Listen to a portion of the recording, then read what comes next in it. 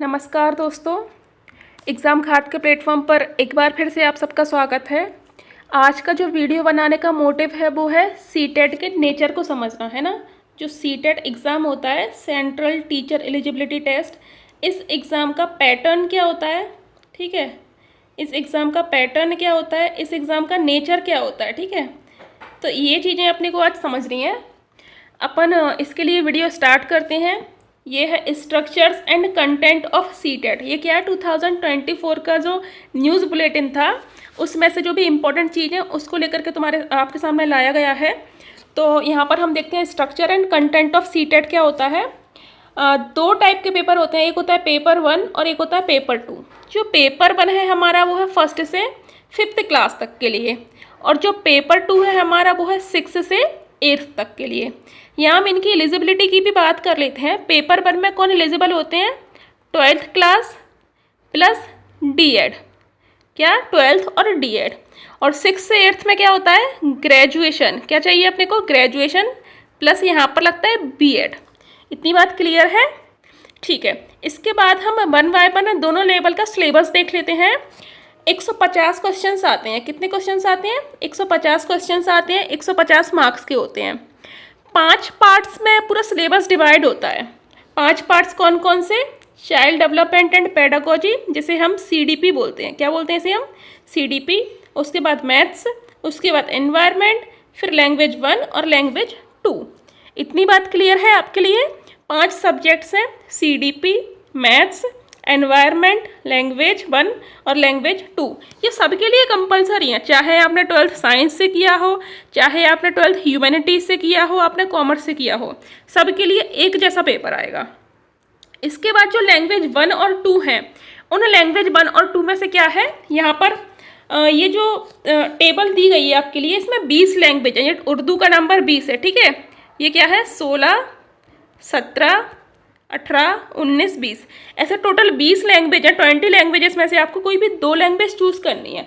Opted 2 languages, 2 language आपको choose करनी है। इसमें से आप अपने पसंद की कोई भी 2 लैंग्वेजेस में से चूज़ कर सकते हैं, जो कि 30-30 मार्क्स की आएंगी, ठीक है। ये हो गया आपका क्या, 1st से 5th तक का। अब यहाँ पर मैं आपके लिए ये भी बता दूँ कि पासिंग मार्क्स क्या होते हैं। क्या पासिंग मार्क्स क्या होते हैं, ठीक है। ओपन के लिए या जनरल या EWS कैटेगरी के लिए 90 मार्क्स रहते हैं, और अदर कैटेगरी के लिए मतलब OBC के लिए 82 रहता है, ठीक है। और 75 होता है SC ST के लिए। इतनी बात क्लियर है। तो कोशिश करें 90+ मार्क्स आ जाएं आपके। 150 में से 90+ मार्क्स आ सकते हैं ईजिली। बहुत टफ टास्क नहीं होता, बहुत आसान सा पेपर होता है। आप अगर कुछ महीने अच्छे से काम कर लें तो बड़े आसानी से आपका पेपर क्वालिफाई हो जाता है।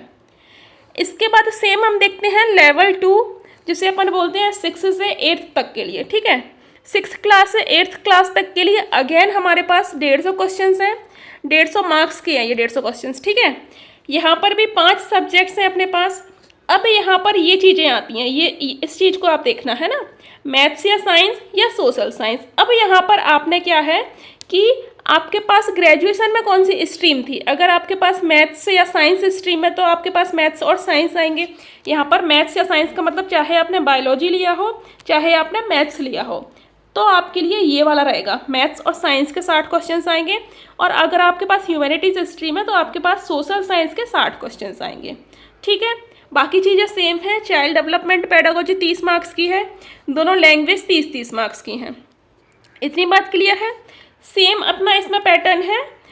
जो 20 लैंग्वेजेस दी हुई हैं, उर्दू तक टोटल 20 लैंग्वेज है। इनमें से कोई भी 2 लैंग्वेज आपको ऑप्ट करनी है, ठीक है। अपनी पसंद की कोई भी 2 लैंग्वेज जिसमें आप कंफर्टेबल हो, जिसमें आप मार्क्स गेन कर सको, वो 2 लैंग्वेज आपको यहाँ पर ऑप्ट करनी है।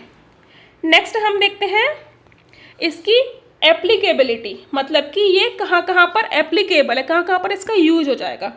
तो the CTET cell apply to the schools of central government, जो भी केंद्र सरकार के मतलब सेंट्रल गवर्नमेंट के जो भी स्कूल्स होते हैं अपने, चाहे अपन केंद्रीय विद्यालय बोल दो, चाहे नवोदय विद्यालय बोल दो, चाहे central Tibetan and schools under administrative controls of UTs, जो हमारे यूनियन टेरिटरीज हैं उनमें कोई स्कूल्स हैं, है ना। चंडीगढ़ में स्कूल हैं, दादरा एंड नागर हवेली में है, दमन एंड दीव में है, अंडमान एंड निकोबार में है, लक्षद्वीप में है, दिल्ली के स्कूल्स हैं। तो उन सब में भी सीटेट का जो सर्टिफिकेट है वो वैलिड होता है, ठीक है। इसके अलावा जो प्राइवेट स्कूल्स होते हैं, जो अनएडेड गवर्नमेंट की सहायता के बिना चलने वाले जो प्राइवेट स्कूल्स होते हैं, आजकल प्राइवेट स्कूल्स में भी सीटेट एग्ज़ाम्स को क्या है कि मैंडेटरी कर दिया है ना, मतलब नेसेसरी हो गया सीटेट एग्ज़ाम। सीटेट क्वालिफाइड जो टीचर्स होते हैं उनको ही वो प्रेफरेंस देते हैं। इसके अलावा क्या है कि अगर कोई स्टेट गवर्नमेंट है या कोई लोकल बॉडी है, अगर वो उनका स्वेच्छा का विषय है, जैसे एमपी गवर्नमेंट के द्वारा सीटेट को वैलिड नहीं माना जाता, लेकिन वहीं यूपी टेट के मतलब यूपी गवर्नमेंट के द्वारा जो सीटेट एग्ज़ाम है वो वहाँ का जैसे टेट है वैसे ही सीटेट भी है। अगर किसी के पास सीटेट है यूपी में तो वो डायरेक्ट सुपर टेट दे सकता है, लेकिन एमपी में ऐसा नहीं है, ठीक है। तो ये स्टेट गवर्नमेंट पर डिपेंड करता है कि वो एलिजिबिलिटी टेस्ट अपने स्टेट का अलग से दिलवाता है या सीटेट को ही वो कंसीडर कर लेता है। इतनी बात क्लियर है?